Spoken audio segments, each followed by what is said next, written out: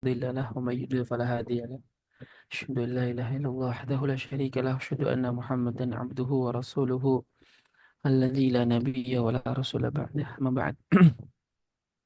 Alhamdulillah pada kesempatan malam hari ini kita bisa bertemu pada malam hari ini walaupun melalui Zoom meeting ya. Tentunya ini tidak mengurangi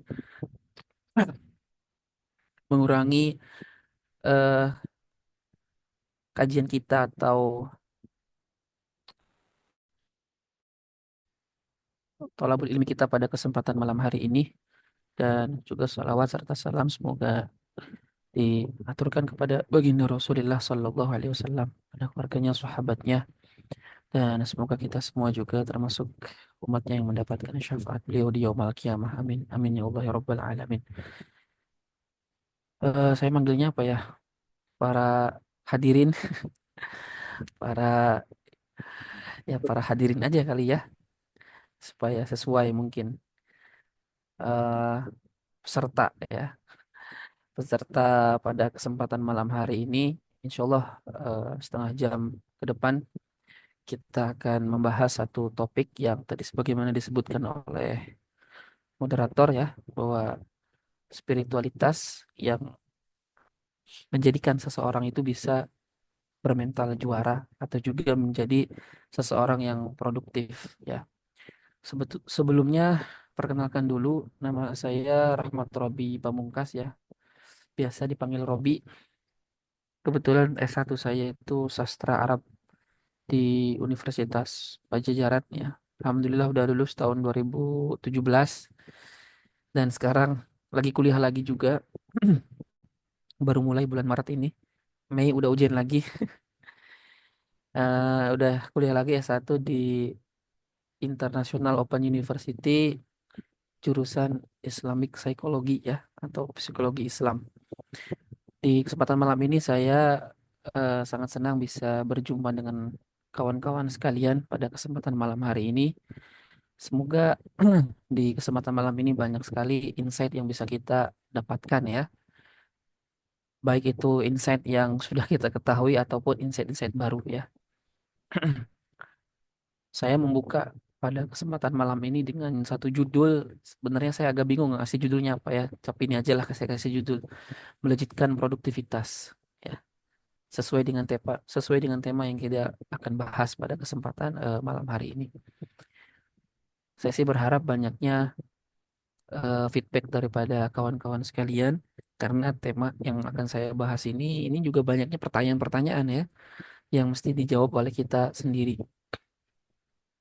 Kenapa saya kasih judul melejitkan produktivitas? Ya karena eh, apakah kita mau bermental juara, apakah kita ingin meraih sesuatu ya, achievement sesuatu, itu semuanya tergantung daripada produktivitas kita. Nah, yang menjadi pertanyaan itu apa yang menjadikan sesuatu itu, apa yang menjadikan kita itu produktif ya? Apa yang menjadikan kita itu dalam hidup ini sangat produktif? Nah, itu yang akan kita kaji kurang lebih.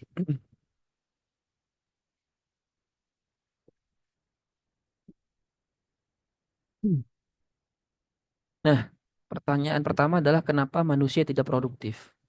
Jadi ini pertanyaan pertama yang harus kita jawab ya. Kenapa sih manusia itu tidak produktif? Karena kita bisa lihat di luaran sana, di teman-teman kita, ya, nih, teman-teman kita ataupun orang-orang yang kita temui, itu kenapa sih bisa sampai hidupnya itu tidak produktif? Dalam arti hidupnya itu hanya ya rebahan, hanya main game, ya, main game, makan, tidur lagi, terus aja hidupnya seperti itu. Jadi dia tidak produktif dalam kehidupan. Nah, pertanyaannya kenapa ada orang yang bisa tidak produktif dalam menjalani kehidupan? Saya di sini katakan alasan terkuat manusia ya tidak produktif dalam hidup adalah karena manusia tidak memahami makna kehidupan. Ya, jadi kenapa manusia bisa tidak produktif dalam menjalani kehidupan? Itu karena dia belum menemukan alasan kenapa dia hidup. Dia belum menemukan makna kehidupan yang harus dia jalankan dalam kehidupan ini. Sehingga ketika seseorang hidup tanpa memahami makna kehidupan, maka dia hidup seperti binatang, yaitu hanya untuk sekedar memenuhi syahwat perut, syahwat kemaluan saja, ya. Kenapa? Ya karena dia tidak memiliki makna kehidupan yang harus dia jalani. Dia tidak memiliki tujuan apa yang harus saya capai dalam kehidupan ini. Maka orang yang seperti ini akan cenderung hidupnya itu tidak jelas gitu ya. Bahasanya mengalir aja lah kayak air kayak gitu. Ya, itu menandakan hidupnya tidak jelas. Dia tidak memiliki target-target, dia tidak memiliki strategi dalam kehidupan. Kenapa? Ya karena dia tidak memiliki makna dalam hidup. Dia nggak tahu apa makna kehidupan yang harus dia lakukan, apa hal bernilai yang harus dia capai gitu. Nah, maka itu menjadikan orang tidak produktif. Sama lah ya seperti orang ketika dia stres atau orang itu depresi terhadap kehidupan, maka hidupnya akan cenderung hampa. Kenapa hampa? Ya, karena tidak ada lagi makna kehidupan yang dia ingin capai, gitu ya. Nah, maka itu alasan terkuat kenapa manusia itu tidak produktif dalam hidup. Karena manusia tidak memahami makna kehidupan. Nah, manusia yang tidak memahami makna hidup akan cenderung hidup tidak jelas dan mudah menyerah dengan kehidupan. Kenapa ya? Karena nggak ada lagi hal-hal yang tantangan-tantangan yang harus dia capai, tantangan-tantangan yang harus dia taklukkan. Karena menurut dia, ya udah nggak ada lagi makna buat saya hidup. Ya maka kalau orang sudah seperti itu, ya tinggal menunggu mati aja gitu kan. Bahkan bahkan mendahului kematian dalam tanda petik ya, bunuh diri. Nah, karena ia tidak mengerti tugas atau perbuatan apa sih yang harus dikerjakan di dunia, sehingga hidupnya cenderung tidak jelas. Bagaikan orang ingin menuju sesuatu tapi tidak punya maps, ya. Ya, bahkan ini nggak punya tujuan ya. Kalau itu mending masih ada tujuan, ini nggak punya tujuan sama sekali. Jadi dia nggak jelas hidupnya. Ya, Viktor Viktor Frankl ya, seorang psikologi logoterapi ya, dalam bukunya Man's Search for Meaning ya, menegaskan bahwa inti kekuatan manusia terdapat dalam pencarian makna kehidupannya. Jadi Viktor Frankl ini adalah seorang psikolog sekaligus penyintas Holocaust ya. Jadi dia pada masa pendudukan Jerman, dia orang Austria. Pada masa pendudukan Jerman, dia termasuk orang-orang yang dijebloskan dalam camp-camp gas ya oleh pasukan Nazi.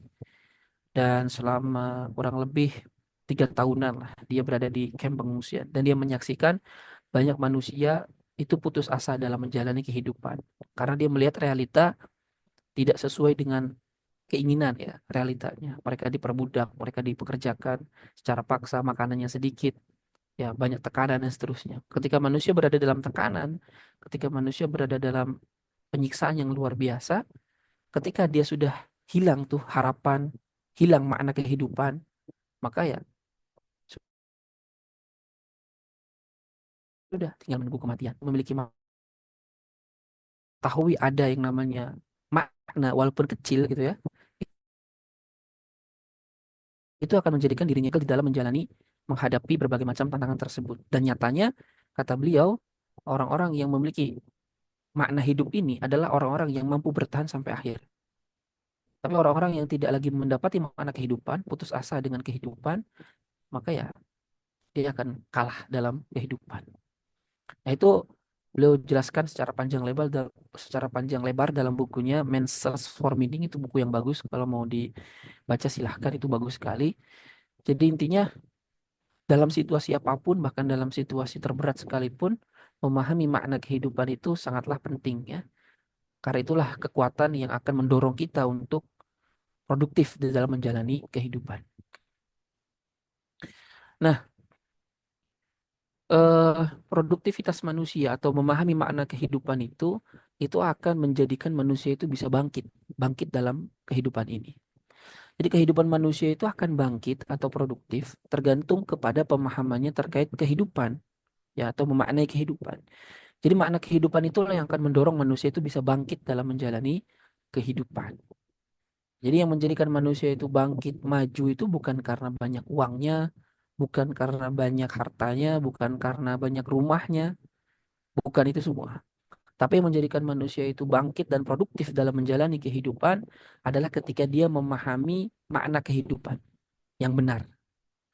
Ya, jika manusia memahami hidup hanya sekedar untuk memenuhi kebutuhan biologis saja, syahwat perut dan syahwat kemaluan, bisa dipastikan kehidupannya akan mundur dan tak jauh beda seperti binatang.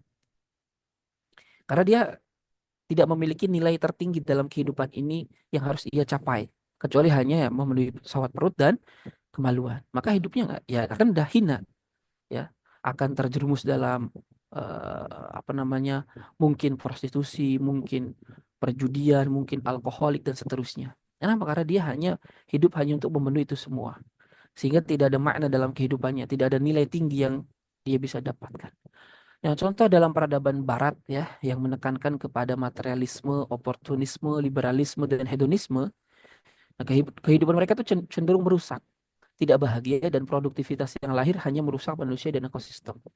Jadi kalau dalam peradaban Barat yang memiliki pemahaman materialisme, segala sesuatu yang diukur dengan materi uang, oportunisme, mereka itu orang yang oportunis, hanya melihat keuntungannya saja, sama liberal bebas, hedonis, hanya inginnya apa namanya, happy-happy saja, maka kehidupannya tak jauh seperti binatang. Dan banyak kasus di barat itu ketika mereka dalam keadaan terpuruk, ya mereka lebih memilih bunuh bunuh diri karena mereka tidak memiliki sandaran atau makna kehidupan yang jelas di dalam menjalani kehidupan ini. Ya. Kalaupun mereka produktif, dalam arti produktif itu menghasilkan karya bla bla bla, tapi itu cenderung semuanya merusak. Ya, merusak ekosistem, merusak alam, merusak manusia dan seterusnya. Kenapa? Karena mereka salah di dalam memahami makna kehidupan. Nah, merenungkan manusia, alam semesta, dan kehidupan. Jadi kalau kita ingin mencari makna kehidupan yang benar, jadi kita bukan hanya sekedar mencari makna hidup, tapi juga mencari makna hidup yang benar. Itu mau tidak mau kita harus merenungkan. Merenungkan apa? Ya merenungkan tentang diri kita sendiri, alam semesta, dan kehidupan yang ada di sekitar kita. Karena dengannya kita bisa memahami hakikat tentang kehidupan ini. Nah, jika kita perhatikan kehidupan manusia, manusia di alam raya ini hidup berdampingan dengan tiga hal, kan? Alam semesta, manusia, dan kehidupan. Kita hidup dengan tiga hal itu. Nah, ketiga hal ini, jika kita amati, semuanya bersifat lemah, terbatas, dan membutuhkan kepada di luar dirinya. Manusia butuh tidur, istirahat, bisa meninggal, bisa sakit. Alam semesta pun sama, kehidupan pun sama. Semuanya sifatnya lemah dan terbatas. Mereka tidak bisa seenaknya di dalam menjalani kehidupan ini melebihi batas-batas yang sudah dibataskan dalam diri mereka. Itu menunjukkan mereka lemah, mereka terbatas. Nah, manusia contohnya memiliki awal dan akhir yang menandakan bahwa manusia itu terbatas. Karena kalau ada awal pasti ada akhir. Kalau ada awal ada akhir berarti manusia itu tidak sempurna, ya. Mereka punya keterbatasan. Nah, manusia butuh makan, minum, istirahat, dan tidak melampaui desain yang ada dalam dirinya. Ini bukti nyata bahwa manusia itu terbatas. Begitupun kehidupan dan alam semesta, sifatnya lemah dan terbatas, tunduk pada hukum alam yang mengaturnya, tidak mampu keluar dari batasan yang membatasinya. Ya, itu semua adalah bukti bahwa manusia, alam semesta, kehidupan itu semuanya sifatnya terbatas, saling membutuhkan satu dengan yang lainnya, dan mereka tidak bisa keluar daripada batas-batas yang sudah ditetapkan pada diri mereka. Nah, keterbatasan dari ketiga hal tersebut, yaitu alam semesta, manusia, dan kehidupan, menandakan bahwa ketiganya tidak mungkin ada sendiri. Karena secara akal manusia, sesuatu yang terbatas, rumusnya itu pasti dihasilkan oleh sesuatu yang lain. Kenapa? Karena sesuatu yang terbatas itu tidak mungkin mengadakan dirinya sendiri. Kenapa? Ya karena dirinya sendiri aja sudah terbatas, bagaimana bisa mengadakan untuk dirinya sendiri? Nah, maka itu secara logika mengharuskan adanya sesuatu lain yang kemudian membuat atau menciptakan hal tersebut. Ya, jadi keterbatasan dari ketiga hal tersebut menandakan bahwa ketiganya tidak mungkin ada sendiri, melainkan diciptakan oleh zat di luar ketiganya yang eksistensinya wajib, ya, tidak memiliki awal dan akhir, serta tidak tergantung kepada apapun dan tidak serupa dengan ketiganya.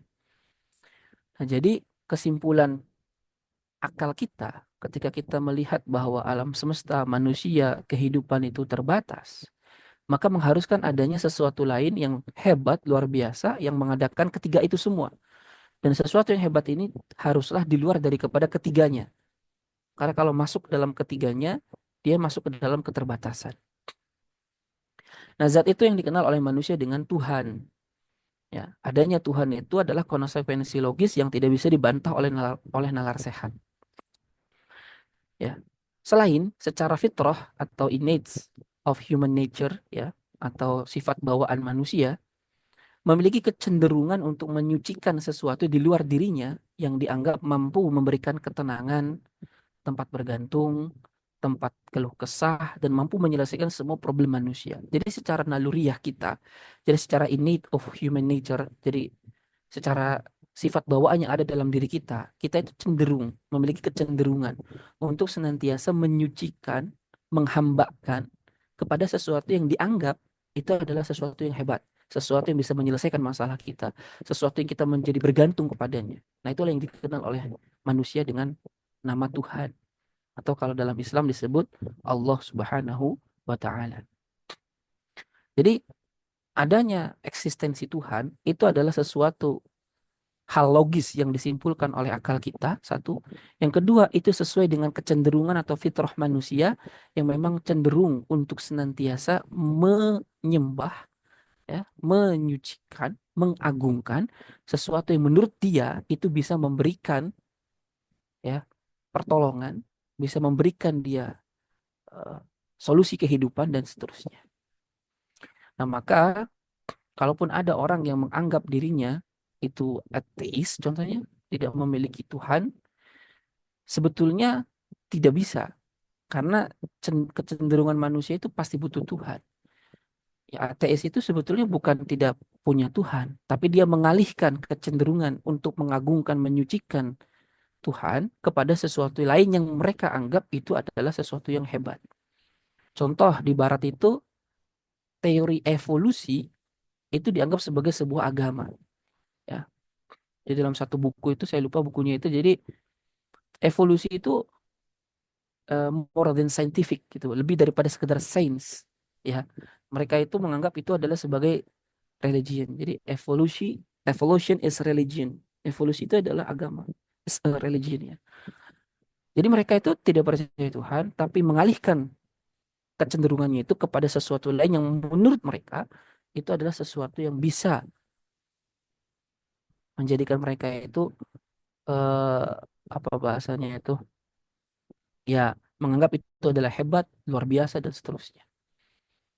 Nah, kemudian lantas apa hakikat kehidupan itu?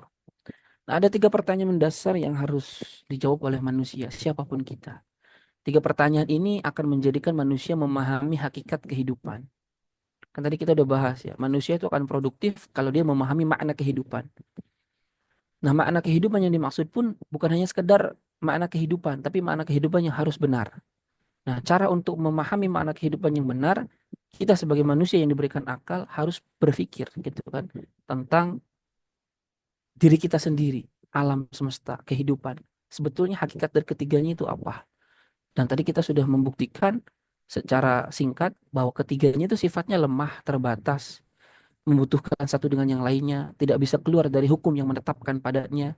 Yang itu semua membuktikan secara akal manusia, alam semesta, kehidupan tidak mungkin muncul sendiri, tidak mungkin ada sendiri karena mereka terbatas. Logikanya segala sesuatu yang terbatas pasti harus dihasilkan, diciptakan oleh sesuatu yang lain. Nah, sesuatu yang lain ini yang sifatnya luar biasa itu disebut dengan Tuhan oleh manusia. Ya. Nah, maka ketika kita sudah memahami itu, lantas akan muncul pertanyaan bagi kita sebagai manusia, yaitu tiga pertanyaan mendasar manusia yang harus dijawab oleh siapapun itu. Apa itu? Dari mana manusia berasal? Untuk apa manusia hidup? Dan akan kemana setelah hidup? Yang mana tiga pertanyaan ini adalah pertanyaan mendasar yang pasti dipertanyakan oleh setiap manusia, khususnya adalah oleh anak-anak. Karena tiga pertanyaan ini adalah pertanyaan yang itu sudah menjadi kecenderungan manusia pasti akan bertanya tentang itu. Ya. Dan sebetulnya kita akan mempertanyakan itu ketika kita kecil. Cuman semakin kita dewasa dengan banyaknya masalah dan kemudian banyaknya hal yang harus kita lakukan, pertanyaan-pertanyaan ini hilang dengan sendirinya. Ya, padahal ketika kita kecil itu kita sering nanya kayak ginian. Sering nanya kenapa sih kok matahari adanya siang aja, bulan adanya malam. Kenapa hanya ada laki-laki perempuan? Dan pertanyaan-pertanyaan yang lainnya. Ya, karena anak itu kan masih masih fitrahnya masih lebih besar untuk kemudian mendorong dia mempertanyakan hal-hal seperti itu. Nah, jawaban dari ketiga pertanyaan ini sudah kita jawab sebelumnya tadi, bahwa ketiganya, bahwa kita itu diciptakan oleh Allah, gitu kan, oleh Tuhan. Nah, Allah bukan hanya menciptakan manusia semata, ya, terus selesai seperti tukang jam, ya. Tidak, tetapi juga memberikan sejumlah aturan kepada manusia agar bisa beribadah kepadanya. Nah, ini. Jadi ketika kita sudah membuktikan adanya Tuhan yang menciptakan itu semua, nah yang harus kita pahami juga adalah Tuhan itu bukan hanya sekedar menciptakan lalu selesai. Tidak. Kenapa? Karena kan tadi manusia itu punya kecenderungan untuk menyembah, untuk mengagungkan. Itu sudah manusiawi siapapun itu orangnya. Menyembah, mengagungkan, ya, mentakdis bahasanya itu. Nah, cuman kan cara menyembah, mengagungkan Tuhan ini gimana caranya? Kalau cara menyembah, mengagungkan ini diberikan caranya kepada akal manusia, itu akan terjadi kekacauan. Kenapa terjadi kekacauan? Karena manusia tidak memahami hakikat Tuhan. Kalau manusia tidak memahami hakikat Tuhan, ketika dia mengatur dirinya sendiri dalam melakukan peribadatan, maka akan menyebabkan justru keluar daripada apa yang menjadi keharusan. Nah, disitulah kenapa Tuhan itu harus mengutus yang namanya seorang nabi, ya. Agar apa? Mengajarkan manusia bagaimana cara yang sebenarnya harusnya mereka lakukan untuk mentakdis menyucikan Tuhan. Ya, jadi Tuhan juga bukan hanya sekedar menciptakan, tapi juga memberikan sejumlah aturan agar manusia bagaimana hidup di dunia. Nah, setelah hidup ini, ya, manusia akan dibangkitkan kembali oleh Allah. Untuk apa? Mempertanggungjawabkan perbuatannya yang akan menentukan tempatnya di neraka atau surga. Ya, kalau Tuhan menciptakan kita dan juga memberikan aturan yang harusnya dijalankan manusia, ya maka akan ada yang namanya tempat pertanggungjawaban daripada setiap perbuatan kita di dunia ini, apakah sesuai atau tidak, yang kemudian akan mendapatkan reward, ya, penghargaan, reward or punishment gitu kan, penghargaan atau hukuman sesuai dengan perbuatan yang kita lakukan di dunia ini. Artinya, makna kehidupan yang harus terpatri dalam benak manusia itu adalah menghambakan diri kepada Allah, ya, menjalani kehidupan sesuai dengan petunjuk Allah yang dibawa oleh Rasulnya. Kenapa? Karena itulah yang kita fahami daripada pemikiran, pemahaman tentang adanya manusia, alam semesta serta kehidupan ini yang ada, ya. Ketika manusia memahami bahwa hidup diciptakan oleh Allah, Allah juga memberikan sejumlah aturan untuk dijalankan manusia yang akan dipertanggungjawabkan di hari kiamat, maka akan menjadikan manusia hidupnya produktif. Karena ia selalu ingat bahwa hidup ini adalah tempat sesaat yang semuanya akan dipertanggungjawabkan. Nah, ketika kita memahami ini kan kajian singkat banget ya. Kalau mau lebih dalamnya ya nanti di kajian-kajian selanjutnya dan yang lain-lainnya.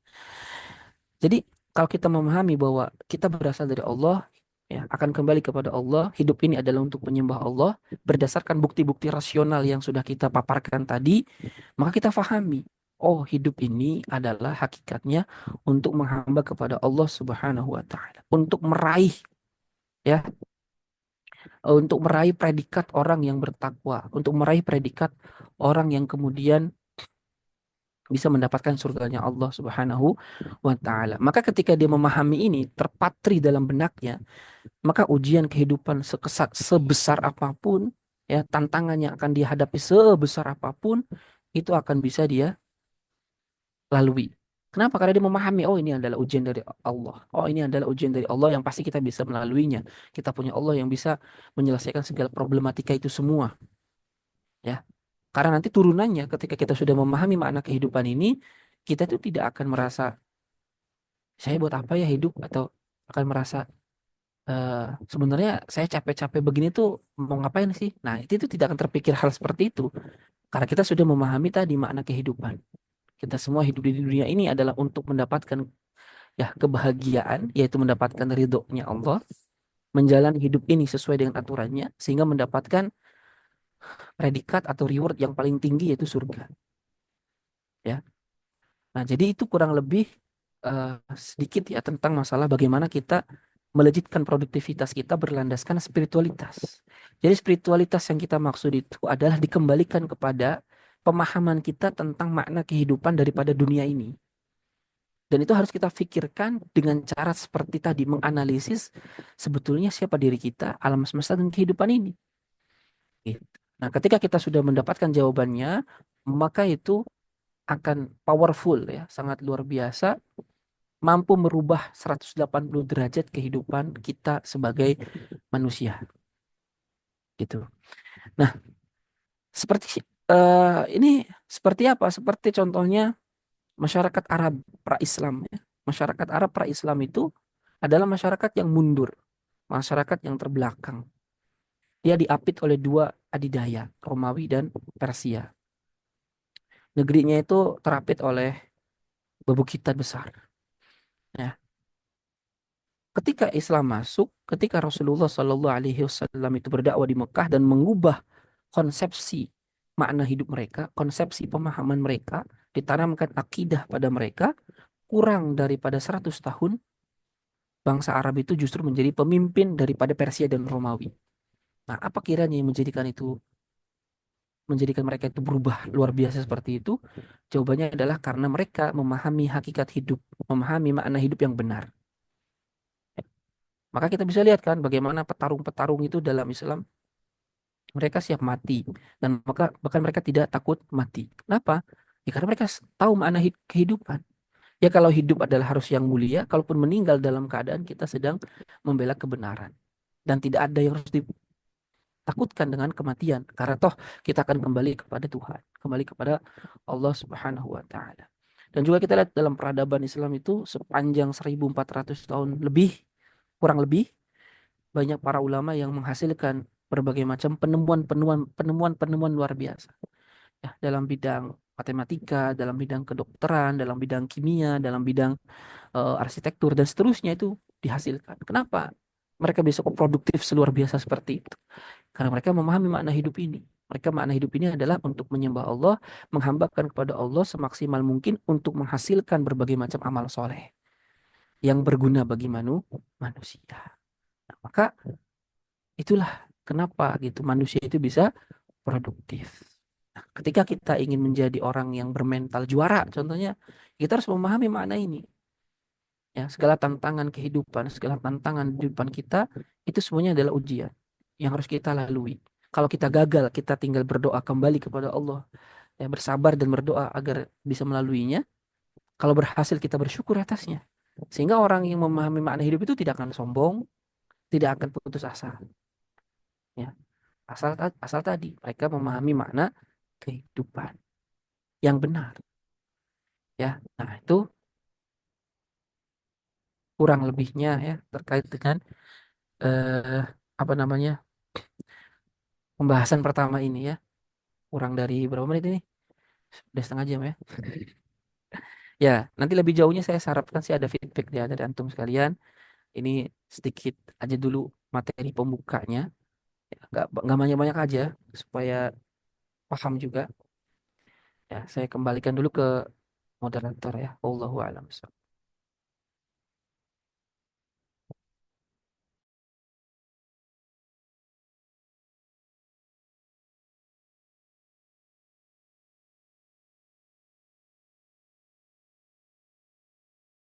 Baik, terima kasih pada Ustaz Robi yang sudah menyampaikan sesi pertama ya. Ini yang merupakan pengantar materi sebelum kita masuk ke materi inti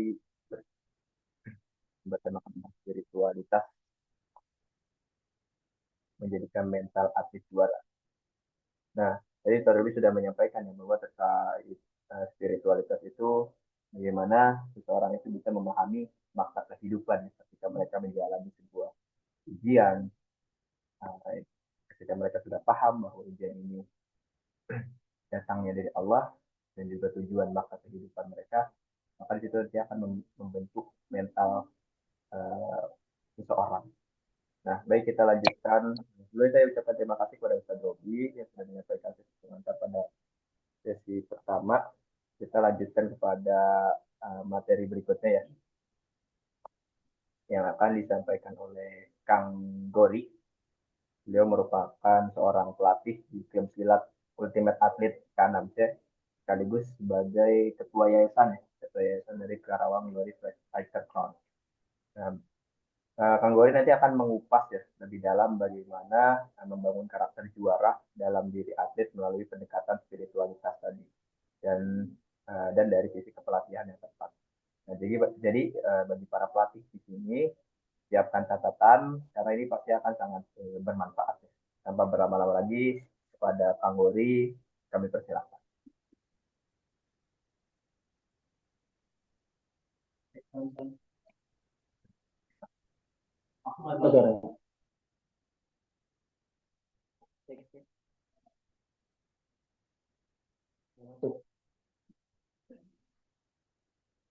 Itu suara satu dua tiga.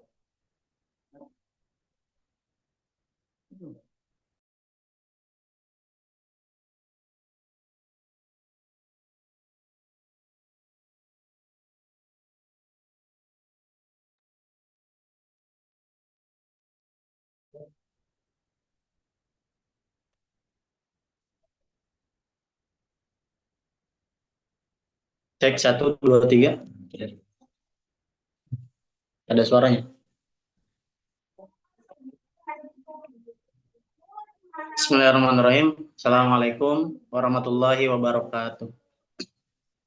Innal hamdalillah nahmaduhu wa nasta'inuhu wa nastaghfiruh wa na'udzu billahi min syururi anfusina wa min sayyiati a'malina may yahdihillahu fala mudhillalah wa may yudlil fala hadiyalah.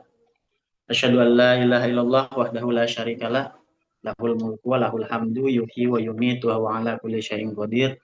La haula wa la quwwata illa billahil aliyil azim. Alhamdulillah, sebelumnya izin saya menyapa dulu pada teman-teman juga para senior dari Paguyuban Silat se-Jawa Barat atau Indonesia mungkin. Alhamdulillah, marilah kita ucapkan puji syukur pada Allah Subhanahu wa taala yang mana pada kesempatan kali ini telah memberikan kita nikmat yang sangat banyak dan Allah izinkan kita bertemu di kesempatan kali ini walaupun hanya dalam Zoom meeting. Mari kita bersyukur atas nikmat iman dan Islam yang telah Allah berikan hingga saat ini. Semoga para coach lancar-lancar ya puasanya. Belum ada bolong kan ya tarawehnya juga.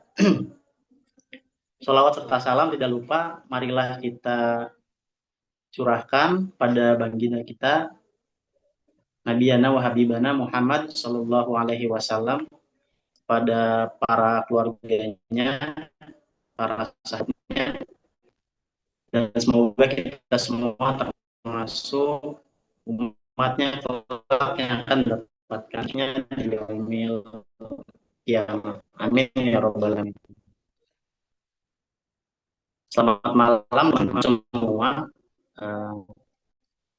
Apa mengatakan itu tak kena pribadi untuk memperkenalkan diri. Dan lupa kita ucapin terima kasih sebelumnya kepada host Kang Teguh dan juga pemateri pembuka yaitu Ustadz Robi Pamungkas yang telah memberikan secercah gitu ya, secercah gambaran untuk kita semua tentang materi hari ini. Ustadz Robi itu di beberapa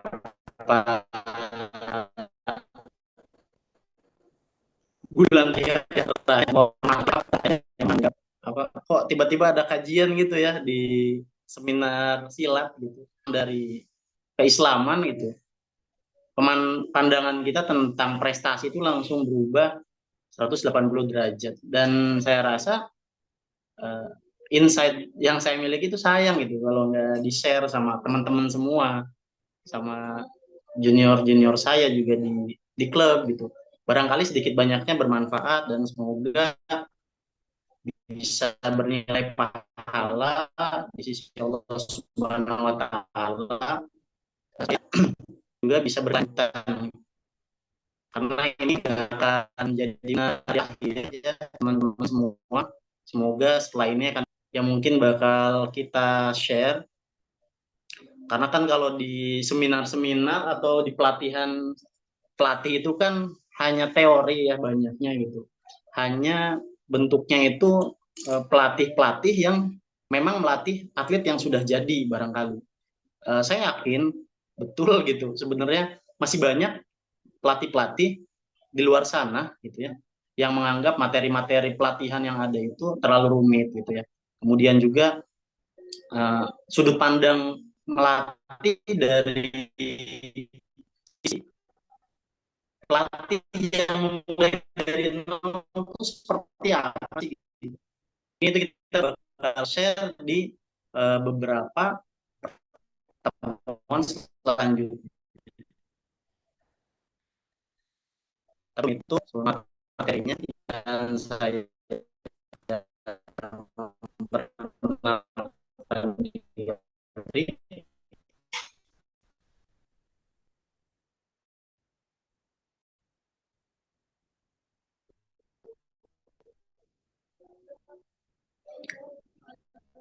Jadi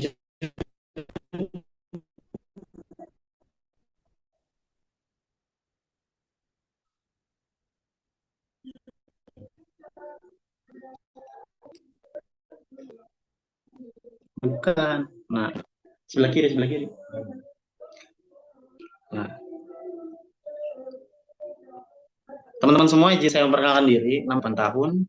Saya di Open University Jakarta, lulus tahun 2020.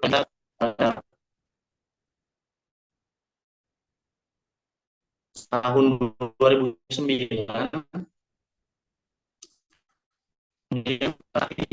saya adalah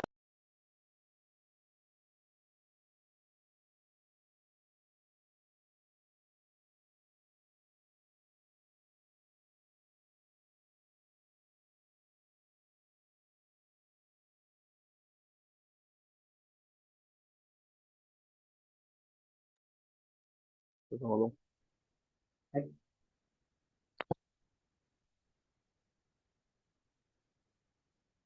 Terus biar jelas ngomong.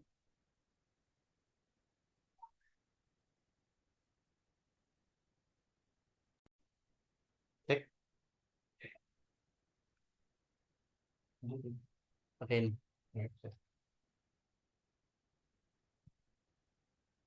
Baik, kita lanjut ya. Di Instagram saya ada @gorillas_29 buat coach, teman-teman yang pengen sharing atau pengen tahu kegiatan kepelatihan saya biasa gimana, saya suka share di Instagram gitu. Kemudian belakangan klub kita membentuk satu yayasan sudah berbadan hukum, dan insya Allah juga selain di kegiatan silat, kegiatan yayasan kita adalah mengumpulkan para alumni untuk berkontribusi dalam wakaf Hafizul Quran, wakaf Quran gitu.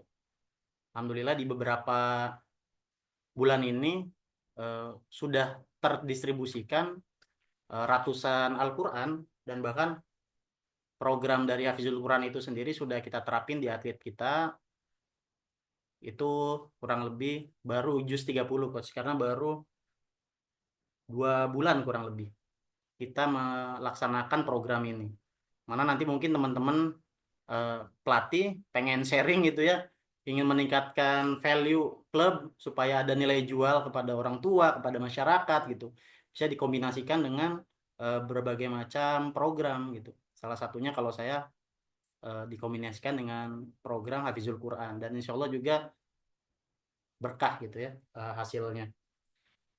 Beberapa pengalaman melatih saya, pertama kali saya ngelatih di 2014, tapi mungkin baru ada prestasi di prosesnya itu di tahun 2017. Untuk beberapa prestasi ini kita tampilin dikit aja. Kita kurang lebih sejak 2017 itu di event-event kabupaten, alhamdulillah selalu menjadi juara umum 1 di event SMP, SMA maupun dewasa, silih berganti itu, tapi kurang lebih seperti itu sampai terakhir tahun 2024. Jadi kayaknya megang atlet mah kenyang gitu ya coach ya. Eh, kita kenyang megang atlet mulai dari anak SD gitu sampai anak-anak yang sudah dewasa tingkat mahasiswa itu universitas. Saya kira seperti itu. Nah, yang terbaru ini di sebelah kiri kita Itu kita di tahun 2024 kita bisa jadi juara umum satu di event Bumi Pajajaran Championship, juara umum satu tingkat nasional.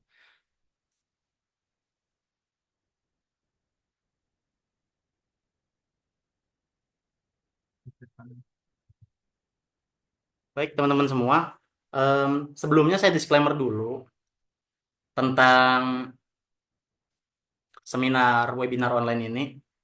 Yang ingin saya sampaikan adalah tujuan saya mengadakan webinar ini yang pertama bukan untuk oversharing atau overproud ya. Sungguh saya niatnya pengen pengen apa yang saya miliki itu bisa ke share sama teman-teman semua, terutama junior, karena saya yakin banget waktu saya seumur baru lulus SMA itu ya, saya pengen banget punya mentor dalam hal melatih, tapi saya nggak punya wadah gitu, nggak punya sosok gitu. Sampai akhirnya beberapa mentor saya ketemu, alhamdulillah salah satunya adalah Andra Malela, hormat setinggi-tingginya buat beliau, eh, yang sekarang jadi pelatih Kota Bandung, sekretaris umum pelatih Kota Bandung, dan juga almarhum guru-guru saya dedikasikan kegiatan hari ini apabila ada pahalanya untuk beliau semua, almarhum Kang Simon Kosasih dan juga almarhum Kang Tarna, yang beliau juga mantan pelatih SEA Games di tahun 90-an dan terakhir jadi pelatih PON di Papua Barat tahun 2019. Saya disclaimer yang kedua adalah teman-teman kita sharing tentang materi ini bukan berarti saya meng-share diri sebagai orang yang soleh, tidak sama sekali. Tentunya saya sendiri masih banyak berlumur dosa, tapi kita pikir kalau ini bermanfaat, kenapa tidak seperti itu. Jadi mohon untuk teman-teman semua di webinar kali ini bisa diambil positifnya saja gitu. Apabila ada yang negatifnya bisa dibuang gitu.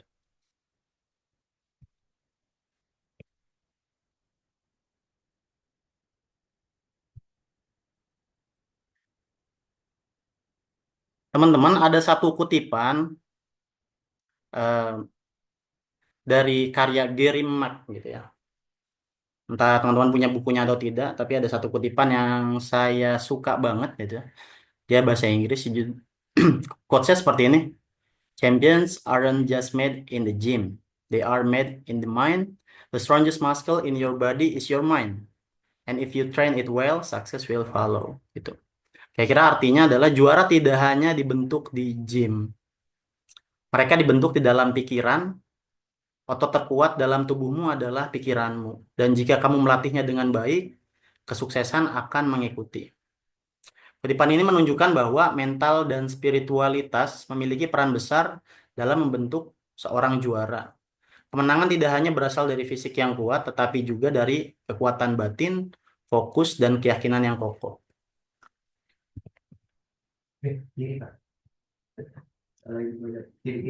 Oh, kiri. Ntar dulu. Nah, teman-teman bisa lihat, mungkin dari kita semua pasti punya konsep yang berbeda, definisi yang berbeda tentang kemenangan gitu ya. Kemenangan itu apa sih gitu? Ada yang menganggapnya kemenangan itu hanya hanya mendapat medali gitu. Kemenangan itu hanya dapat juara umum gitu ya. Tapi secara umum kemenangan mungkin mungkin seperti ini. Kemenangan adalah pencapaian atas suatu tujuan yang diperjuangkan, baik dalam kompetisi maupun kehidupan. Kemenangan sejati bukan hanya tentang mengalahkan lawan, tapi juga tentang mengatasi batasan diri, bertumbuh lebih kuat dan mencapai makna yang lebih dalam dari setiap perjuangan. Nah, barangkali eh, untuk coach-coach muda di sini ya, pasti level untuk juara, menjadikan atletnya juara itu sangat besar. Saya tahu banget lah. Seumur remaja, masih umur belasan tahun udah mulai melatih, itu pengen banget gitu, menjadikan atlet saya itu juara. Padahal waktu itu saya juga masih berkecimpung di atlet, tapi kalau udah melatih itu, rasa pengen menjadikan atlet juara tuh nggak bisa hilang gitu. Mungkin itu juga yang jadi alasan teman-teman semua hadir bergabung pada webinar kali ini. Tapi kadang-kadang kita itu apa ya, over limit gitu, melewati batas-batas yang kita harusnya bisa lakukan sebagai seorang pelatih. Barangkali penting banget buat kita semua sebagai pelatih untuk punya namanya mentor gitu ya. Entah itu secara ikut course, ikut webinar, atau secara pribadi gitu. Saya saranin banget buat teman-teman pelatih semua harus punya gitu mentor secara pribadi, dari teman-teman atau senior coach semua yang coach anggap sudah lebih, karena mungkin mereka lebih gitu ilmunya daripada kita. Karena nanti kalau tidak kita punya mentor, kita bakal mengalami yang namanya trial and error gitu ya. Yang namanya saya dulu pernah melatih anak SD, kemudian saking pengen juaranya kan resep gitu ya. Punya anak SD lincah, speednya bagus. Kemudian saya latih seperti porsi orang dewasa. Apa yang terjadi di beberapa tahun saja, anak itu di kelas 6 emang juara terus, juara satu gitu di level prestasi. Tapi ketika dia mau lulus, dia itu sudah kehilangan minat, sudah apa ya, gak pengen gitu rasanya. Ternyata di kepelatihan juga ada session seperti itunya. Atau bisa yang terjadi adalah ketika kita memporsir atlet itu sejak usia dini, yang terjadi adalah atlet itu akan habis gitu. Entah itu dari fisiknya, karena kadang atlet-atlet yang usia dini itu nanti bakal banyak cedera sebelum mereka masuk remaja. Itu sedikit gambaran betapa pentingnya kita punya mentor di dalam melatih. Barangkali nanti teman-teman bisa cari mentor terbaik yang teman-teman bisa temui. Tapi balik lagi kembali kepada definisi kemenangan, tentunya kemenangan adalah sesuatu yang ingin kita raih, yang ingin kita dapatkan. Tapi pertanyaannya, kemenangan ini bisa sejauh apa sih kita inginkan gitu? Ternyata kemenangan itu ada dua. Kemenangan yang bersifatnya adalah sementara dan juga ada kemenangan sejati, gitu ya.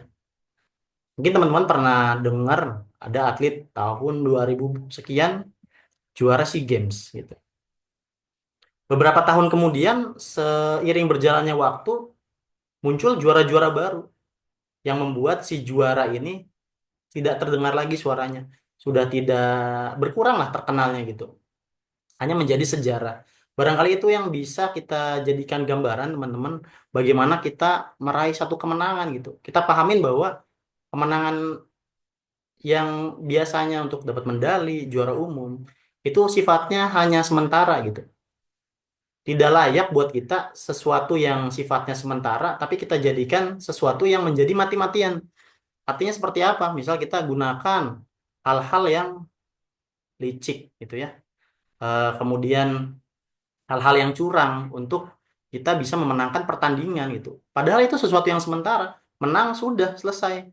Tapi kalau kemenangan itu kita raih dengan sesuatu yang jelek, kita rasa eh, benar-benar sia-sia gitu. Udah mas sementara, kita raihnya dengan dosa gitu ya. Tentunya dengan curang itu kan sudah dijelaskan. Mungkin nanti Ustadz Robi jelaskan lagi tuh gimana hubungannya antara orang-orang yang curang ya. Di surat Al-Mutaffifin sudah dijelaskan gitu. Bagaimana bertanding dengan curang. Kalau dulu mungkin yang pakai peraturan 2012, coach masih ingat ya. Coach-coach sekalian mungkin masih pada ingat. Dulu itu peraturan itu kalau apabila ada yang memukul wajah, itu cuma dikurangi satu kali. Saya ingat banget saat itu saya pengen menang ya. Kita pakai segala cara buat menang gitu. Atlet kita eh, kita arahin untuk nih musuhnya atlet Porda nih, kita nggak punya kesempatan buat menang. Udah kita bikin dua kemungkinannya.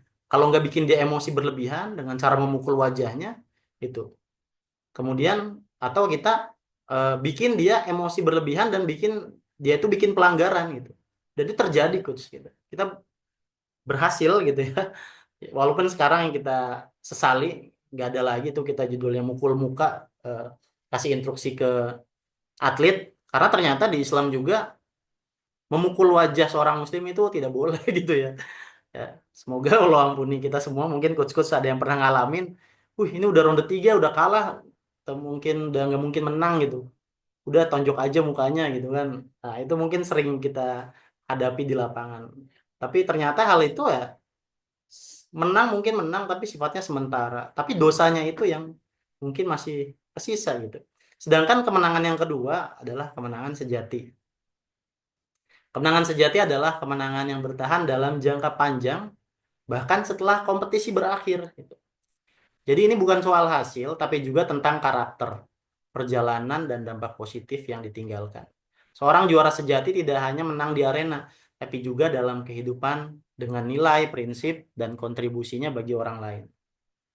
Em, saya yakin betul teman-teman semua coach di sini barangkali ya ada yang melatih seminggu 2 kali, seminggu 3 kali, atau bahkan seminggu 6 kali, atau bahkan lebih gitu ya. Mungkin ada yang udah melatih tim Porda gitu. Itu udah sehari 2 kali, berarti kalau seminggu bisa 12 kali. Atau kalau misal udah sehari 3 kali itu bisa 18 kali. Bayangkan teman-teman semua sejauh mana tanggung jawab yang harus dipikul seorang pelatih di akhirat nanti ketika gitu atlet kita yang ketemu setiap hari itu habis waktunya hanya untuk latihan tanpa kita ada mengarahkan hal-hal kebaikan di dalamnya. Coba teman-teman bisa bayangkan tanggung jawab di hadapan Allah itu seperti apa gitu ya. Maka dari itu melatih ini saya pikir bisa jadi pedang bermata dua gitu. Yang pertama adalah bisa menjadi ladang amal gitu untuk para pelatih ya, di mana misal pelatih-pelatih di setiap latihan itu menyisipkan nilai-nilai kebaikan kepada atlet gitu ya. Karena tentunya setiap atlet itu bakal nurut sama pelatihnya. Setiap atlet itu bakal nurut sama pelatihnya karena setiap hari ketemu. Dengan mereka datang itu pasti adalah artinya atlet ini percaya sama pelatih gitu dan menganggap pelatih ini ada orang tua gitu. Orang tua yang bakal ditiru, jadi guru, jadi teman, sahabat gitu ya. Itu bakal sangat dicontoh apa yang dilakukan pelatih itu oleh anak-anak muridnya, oleh atletnya. Jadi yang pertama kita lakukan apa untuk mendapatkan kemenangan sejati? Tentunya pelatih harus menjadi eh, role model gitu dalam segala bidang. Bahkan kalau kata guru saya, eh, Mas siapa sih kok lupa? Astagfirullahaladzim. Guru sendiri lupa. Mariatno. Ah, Mas Mariatno. eh, Beliau itu ngelatih. Sekarang itu di Jawa Barat. Kalau nggak salah tahun sebelumnya juga megang SEA Games. Kata beliau tuh kalau melatih, bahkan saking pengen mendapatkan interpretasi gambaran pelatih yang wow, yang diidolakan gitu. Beliau tuh sampai nggak ada duit juga mengadakan pakaian yang layak, yang bagus buat dia pakai gitu. Supaya apa? Supaya atletnya tuh merasa bangga gitu ya. Merasa bangga dengan, oh ini pelatih gue nih, ganteng nih, rapih nih gitu, cakep gitu. Itu hal lainnya. Tapi kalau kita salin ke dalam hal spiritualitas, maka sesuatu yang sifatnya itu adalah contoh dan itu adalah hal baik tentu juga akan dikopi oleh atlet kita gitu coach. Contoh atlet melihat pelatih, wah pelatih saya rajin sholat nih gitu. Saya ikutan lah. Dan itu pasti nanti budaya-budaya itu bakal terbawa. Karena saya sendiri merasakan transisinya dari dulu mulai awal-awal latih itu namanya sholat itu kita putus-putus. Bahkan menunggu maghrib itu latihan sampai maghrib, tapi habis maghribnya lewat bablas ya. Semoga Allah maafkan kita semua. Bahkan di latihan asar, menjelang asar kita kadang bablas asarnya gitu. Kalau sore sampai malam di tempat latihan, malamnya isanya mungkin bablas gitu. Maka dari itu penting banget buat pelatih itu sadar bahwa apa yang kita bawa di tempat latihan itu bukan tentang kita sendiri. Begitu kita tidak sholat, atlet kita ngikutin, itu bisa jadi gitu ya. Dosa-dosa dari atlet kita itu pelatih yang menanggung gitu.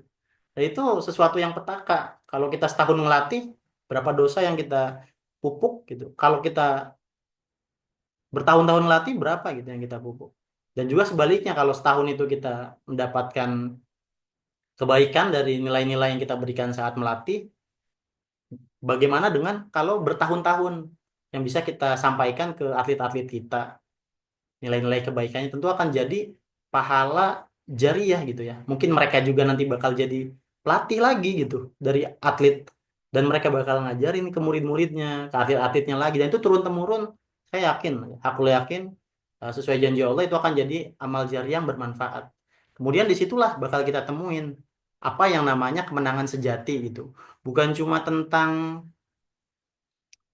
medali juara satu itu, apa ya?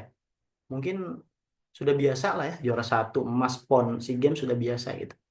Atau juga mungkin juara umum, pelatih-pelatih di sini pasti banyak lah yang mengincar, yang pengen gitu. Mungkin yang sudah senior ya sudah punya ilmunya, tapi yang junior-junior gitu masih mencari apa sih, gimana sih cara juara umum. Ya, mungkin kita bisa sharing teman-teman semua bahwa ya jangan lupa selain kita mencari tips-tips juara umum itu, yang nanti mungkin kita bakal share ya di webinar selanjutnya, tapi juga kita ingat bahwa ini bisa menjadi, melatih itu bisa menjadi pahala jariah atau dosa jariah gitu buat kita semua gitu.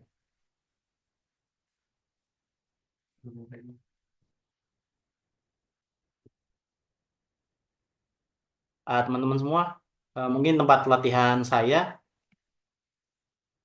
sendiri belum punya gor ya, tapi gor sendiri mah belum ada. Mungkin kita masih tempatnya nyewa, dan biasanya kita latihan di tempat-tempat terbuka seperti ini. Di tahun kemarin kurang lebih kita memegang 10 sekolah gitu. Tapi saya sendiri mutusin beberapa sekolah itu kita tutup karena eh, terlalu capek, dua banyak sekolah yang apa ya, tidak mensupport gitu ya. Tidak mensupport, ya sudah kita tutup saja daripada hanya mendapatkan capek gitu.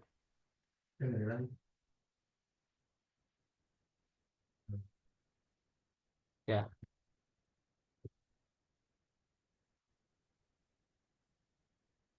ini ditegaskan di bukunya Jim Evermore, The Champion's Mind: How Great Athletes Think, Train and Thrive.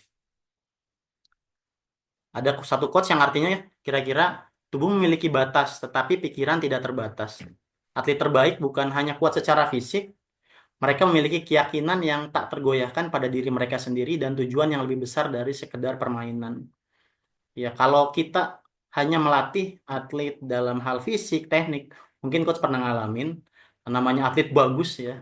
Begitu kena mental gitu ya di lapangan, mentalnya kena gitu. Itu fisik hilang gitu ya. Tadinya kuat itu goyah aja kakinya pokoknya. Tekniknya hilang. Bantingan yang segitu jagonya tuh hilang gitu. Nah, itulah dimana kita wajib menanamkan mental dalam diri atlet kita gitu.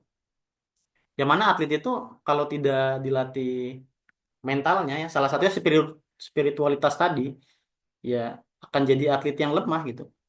Kuat secara fisik tapi di mentalnya lemah. Pun katakanlah dia menang gitu. Ketika mentalnya tidak terasa, spiritualitasnya kita abaikan, dia mungkin menang kemudian menjadi atlet yang sombong, yang jumawa gitu ya. Menjadi star syndrome. Dan kalau dia memilih apa? Dia kalah, atlet yang kurang dengan pondasi itu bakal bikin eh, dia depresi coach gitu. Ya banyak banget lah ceritanya kita di mana atlet itu ketika kalah satu kali di event tertentu itu kita eh, ngajak dia latihan lagi, dia udah nggak mau latihan karena dia pikir, duh dia terlalu apa, mendramatisir kekalahan tersebut gitu, kurang memaknai pertandingan itu seperti apa gitu. Maka itu salah satu bagian penting tentunya menciptakan mental atlet mulai dari spiritualitas ini. Kalau saya sendiri coach ya, eh, salah satunya memberikan pelatihan mental dan spiritualitas ini kepada atlet itu dengan cara kolaborasi. Saya panggil ustadz-ustadz yang saya kenal, salah satunya Ustadz Robi. Beliau ini saya minta gitu ya untuk eh, mengisi gitu, mengisi sesi pelajaran agama untuk anak atlet-atlet saya gitu. Ya tidak apa-apa, misal kita pun harus mengeluarkan biaya, tidak apa-apa gitu. Dari kas yang sudah kita kelola, itu kita panggil guru agama untuk memberikan insight seperti apa sih gitu. eh, Pandangan-pandangan sebagai atlet itu dalam Islam gitu ya. Ada beberapa cerita coach yang saya miliki tentang memberikan pondasi spiritualitas ini kepada atlet. Kalau saya pernah ngobrol sama salah satu atlet nasional ya, mungkin Eka Yulianto gitu. Beliau itu bisa jadi juara dunia gitu ya. Beliau itu tidak putus namanya puasa Nabi Daud gitu. Sehari puasa, sehari enggak gitu. Ya kita tahu lah beliau mungkin sosoknya jebolan kalau tidak salah ya dari pesantren juga dari Persinas Asad. Ya pastinya juga dalam gitu tentang keagamaannya. Kenapa kita ambil keagamaan untuk spiritualitas ya? Kita mungkin banyak dari sini adalah Muslim gitu ya. Mohon maaf apabila ada yang bukan Muslim gitu. Tentunya kita sebagai Muslim ya mengambil pelatihan mental secara Islami dan Islam punya kok gitu. Kemudian ada cerita lain dari pelatih saya almarhum Kang Tarna. Beliau itu cerita bahwa di tahun 90-an pas bawa tim SEA Games gitu ya. Pas bawa tim SEA Games di Vietnam itu tim Indonesia itu kesulitan mencari makanan yang biasa mereka makan gitu. Kenapa? Karena di sana itu banyaknya makanannya babi gitu ya. Dagingnya tuh babi banyaknya. Banyak yang non halal lah. Akhirnya diputuskan bahwa atlet itu tanding dalam keadaan berpuasa gitu ya. Bayangkan udah malam lemes gitu, harus bertanding gitu. Tapi dengan izin Allah, tapi juga itu kenapa bisa ditunda berpuasa sambil tim juga mencari dan mengolah gitu makanan yang dibutuhkan untuk atlet. Akhirnya eh, bisa bisa menjadi juara umum bahkan eh, tim Indonesia pada saat itu. Kemudian kalau saya sendiri biasanya eh, di tim pertandingan itu, misal pas final ada 6 orang gitu ya, 6 orang final. Itu kita juga jangankan atlet ya, pelatih aja groginya luar biasa gitu. Udah final 6 orang itu, ini penentuan nih antara juara umum atau tidak gitu. Bisa berhadapan sama semifinalis lainnya yang sama-sama finalnya banyak. Antara kita yang habis sehabis-habisnya atau kita menang semenang-menangnya gitu, jadi juara umum gitu. Itu suatu waktu saya pernah ada pengalaman coach gitu. Ini hanya untuk sharing aja gitu. Saya ketemu saking groginya nih ya, ada break dulu sebelum final. Saya cari orang keluar nih. Kebetulan ada orang yang minta bantuan itu untuk gempa Palu kalau nggak salah. Saya tambah pikir panjang karena saya ingat apa namanya hadis Nabi ya bahwa sedekah itu melancarkan urusan katanya. Kemudian saya ambil rogo uang yang ada di kantong saya saat itu ya itu nggak tahu ada berapa pokoknya sekepal gitu ya itu saya kasih semua ke Gempa Palu gitu ke eh, orang-orang yang menjadi donatur atau volunteer yang mencari sumbangan gitu mereka pun kaget itu ini nggak kebanyakan lah gitu nggak kata saya minta ini aja doanya aja dari teman-teman juga supaya bisa juara alhamdulillah Allah kasih juara umum pada saat itu gitu kemudian juara puasa untuk atlet ya. Ini juga mungkin sudah diterapkan dari beberapa apa namanya SKO di Jawa Barat, beberapa klub gitu. Atlet itu ada di program nggak bisa bilang apa. Di program untuk puasa Senin Kamis coach gitu. Dan juga teman-teman semua eh, biasanya pelatih dan atlet itu kerjasama ya.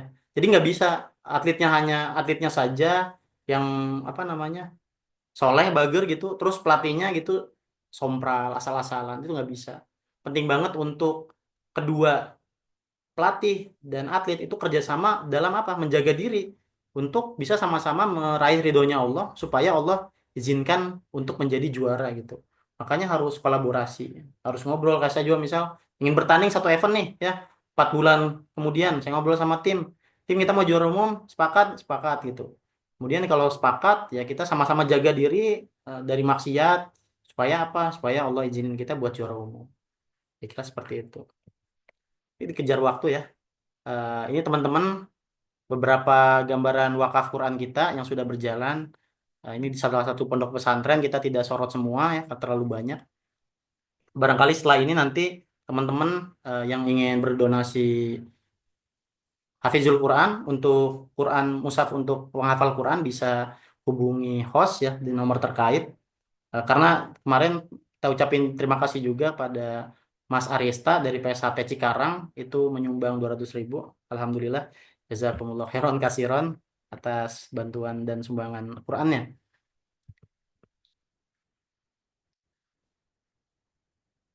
Nah, ini kira-kira dampak jangka panjang untuk atlet ya.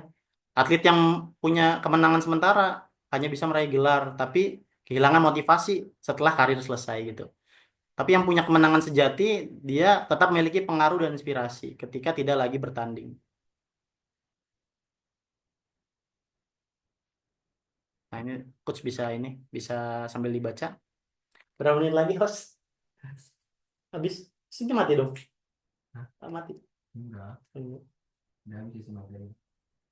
Berapa menit lagi buat saya tanya jawab? 30 menit. Nah, ya. Kami minta 2 menit lagi. Ya, bisa dibaca aja sama coach semua. Sudah ditegur sama host. Nah, ini. Motivasi dan tujuan. Kalau kemenangan sementara itu dia bakal orientasi pada hasil akhir. Ya, menghalalkan segala cara. Tapi kalau dia paham dengan kemenangan sejati bahwa mereka jadiin olahraga itu sebagai jalan untuk membentuk karakter, disiplin, dan mencari ridho Allah gitu. Bukan cuma sekedar menang. Kemudian apabila dalam ketahanan atlet yang kalah, yang sudah memiliki kemenangan yang statementnya adalah kemenangan itu sementara, mereka menganggap bahwa kalah itu adalah akhir segalanya. Tapi yang sudah memiliki mental kemenangan sejati, mereka bakal belajar dari kesalahan dan bakal mencari cara untuk mendapatkan hasil yang lebih baik dari sebelumnya. Kira seperti itu. Ya, terima kasih. Itu yang bisa saya sampaikan, coach semua. So, masih banyak pengen kita obrolin. Hanya saja dikejar waktu. Saya kembalikan kepada host.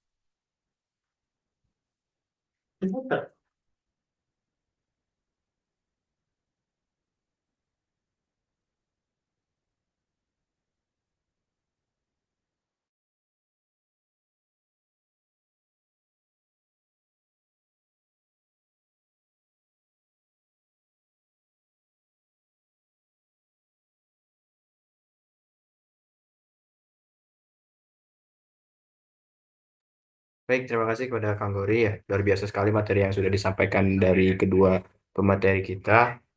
Saya yakin ya banyak dari peserta yang sudah udah nggak sabar gitu ya, nggak sabar buat nanya langsung kepada pemateri kita pada malam hari ini. Nah, bagi teman-teman peserta yang ingin bertanya, silahkan ketik pertanyaannya di kolom komentar, di kolom chat, atau langsung gunakan fitur Resen untuk berbicara secara langsung. Maka kepada peserta dipersilahkan yang ingin bertanya. Saya buka sesi pertama ya untuk pertanyaan. 3 orang penanya dipersilakan.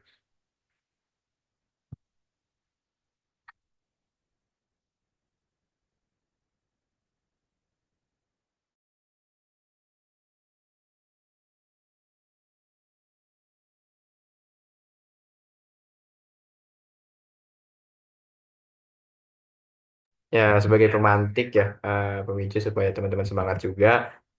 Ternyata dari panitia udah nyiapin hadiah ya, ternyata hadiah bagi 1 orang penanya terbaik ya. Jadi sekarang kita buka dulu 3 orang penanya, dan nanti 1 penanya terbaik akan mendapatkan hadiah dari panitia. Silakan yang ingin bertanya bisa di kolom chat atau langsung raise hand.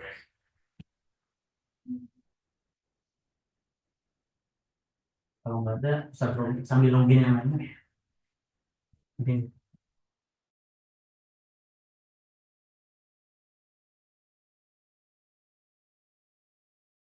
Simpel.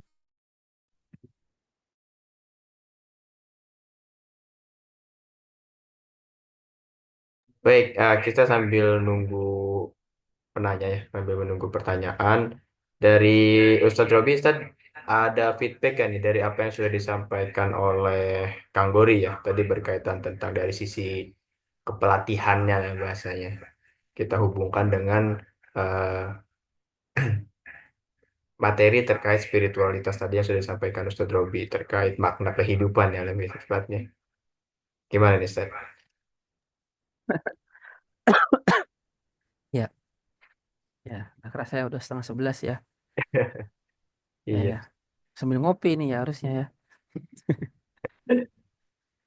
Oke, jadi ya sedikit aja. Jadi relevansinya antara materi yang tadi saya sampaikan dengan apa yang Kang Gori sampaikan itu, khususnya saya tadi menyorot tentang masalah ya konsep kemenangan lah ya. Bahwasanya kemenangan yang seyogyanya harus kita pahami itu bukan hanya sekedar menang di dalam pertandingan, ya, tapi lebih daripada itu, eh, apa namanya, silat kita atau bela diri kita itu kan menjadi sebuah semacam miniatur kita dalam menjalani sebuah kehidupan.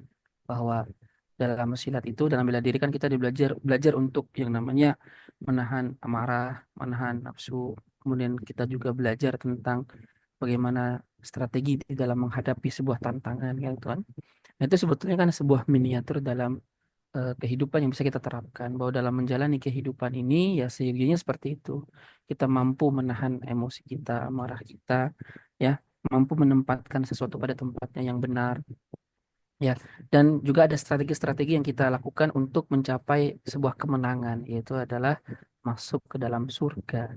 Jadi strategi-strategi itu yang harus kita lakukan. Berupa apa? Ya berupa dalam hidup ini kita harus menjalankannya sesuai dengan aturan, ya, aturan daripada Sang Pencipta, sehingga kita menjadi pejuang-pejuang, ya, yang mampu menaklukkan ego kita sehingga mendapatkan surganya Allah Subhanahu wa taala, dan itulah kemenangan hakiki. Jadi jadikanlah ya aktivitas bela diri kita, aktivitas silat kita itu sebagai sebuah miniatur di dalam melihat sebuah kehidupan. Jadi luas sekali gitu ya kalau kita mau meluaskan, dan kita bisa terapkan kemenangan itu pada kehidupan kita. Itu sih sekedar relevansi yang bisa kita ambil. Mas sebetulnya masih banyak ya, tapi itu yang poin yang ingin saya highlightkan ya, di sorot gitu, bahwa kemenangan yang seharusnya kita pahami itu bukan hanya kemenangan dalam sebuah perlombaan, tapi juga kemenangan dalam sebuah kehidupan, yaitu dengan mendapatkan ridhonya Allah Subhanahu wa taala dengan masuk ke dalam surganya. Itu sih yang bisa saya, ya. Masya Allah. Ya. Gitu ya. Tadi kalau bisa digarisbawahi gitu ya, kemenangan sejati adalah kemenangan yang bukan hanya di pertandingan ya, tapi juga kemenangan yang bisa meraih ridho Allah nanti ketika mengharap surga. Oke, ini sedikit ada cuplikan eh, video ya, video pertandingan. Sebentar saya tampilkan dulu.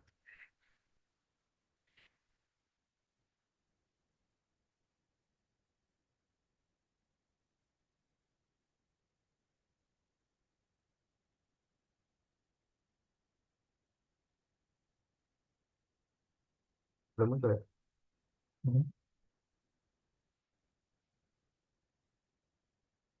Tuh.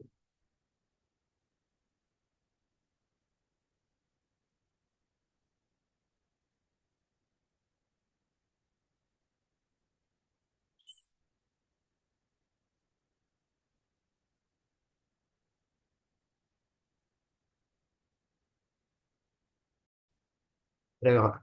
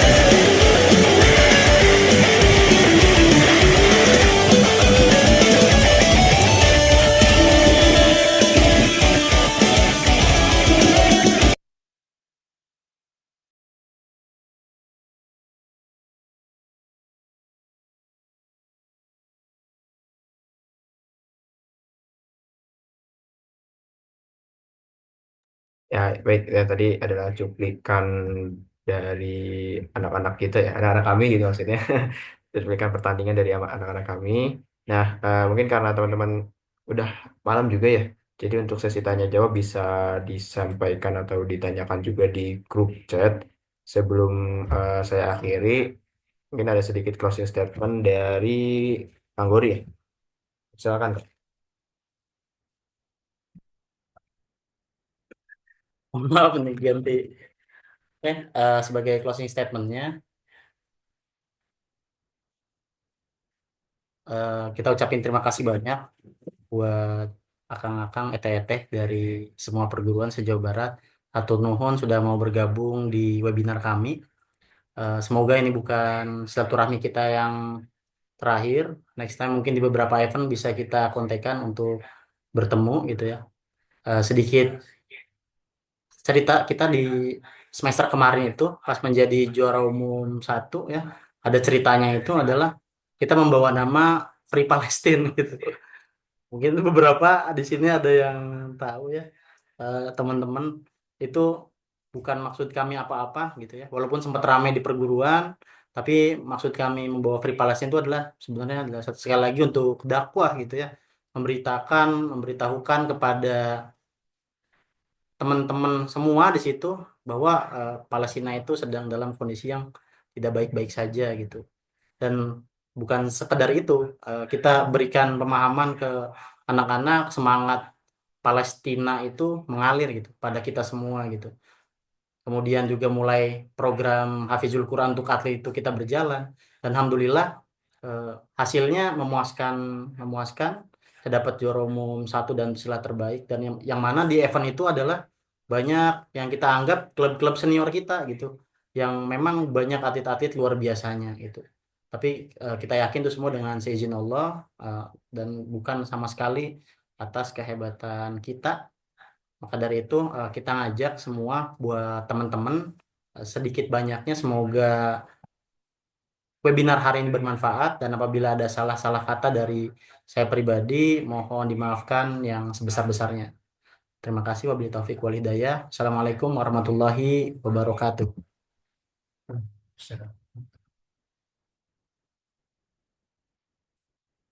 Waalaikumsalam warahmatullahi wabarakatuh.